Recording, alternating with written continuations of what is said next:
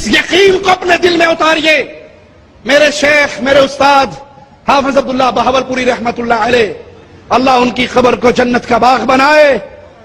ان کے استاد قادیانی تھے، قبر کو جنت کا باغ بنائے۔ ان کے استاد قادیانی تھے۔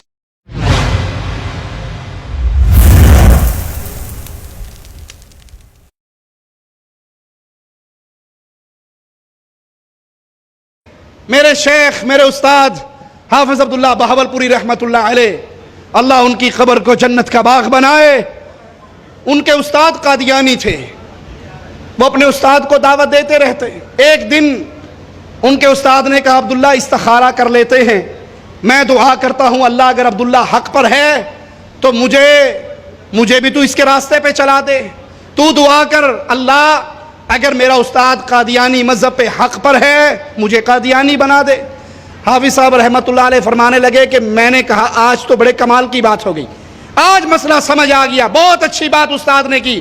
میں نے خوشی خوشی جا کر اپنے والد صاحب کو حافظ نور محمد رحمت اللہ علیہ کو کہا کہ ابا جان استاد جی نے یہ پیغام دیا ہے کہ یوں کرتے ہیں استخارہ کر لیتے ہیں۔ کہا میرے ابو کہنے لگے بیٹا سب سے خطرناک تیر تیرے استاد نے آج مارا ہے۔ کہا میں بڑا حیران، اس میں خطرناکی والی کیا بات ہے؟ کہا اس نے تیرے دل میں یہ شک پیدا کر دیا، پتہ نہیں میں ٹھیک ہوں یا یہ ٹھیک ہے، یہ شک کا جرثیمہ اس نے تیرے دل میں اگا دیا، یہ سب سے بڑی خطرناکی والی بات ہے۔ حق قال اللہ وقال الرسول، اس کے علاوہ جتنی ملاوٹیں ہیں وہ باطل ہیں، حق صرف ایک ہوا کرتا ہے، دو حق نہیں ہوا کرتے، تین حق نہیں ہوا کرتے۔ آج بہت سے لوگ اس بیماری کا شکار ہو گئے، یہ بھی ٹھیک ہے وہ بھی ٹھیک ہے، ان کے پیچھے بھی پڑھ لو ان کے پیچھے بھی پڑھ لو، ہر کسی کے پیچھے ہو جاتی ہے۔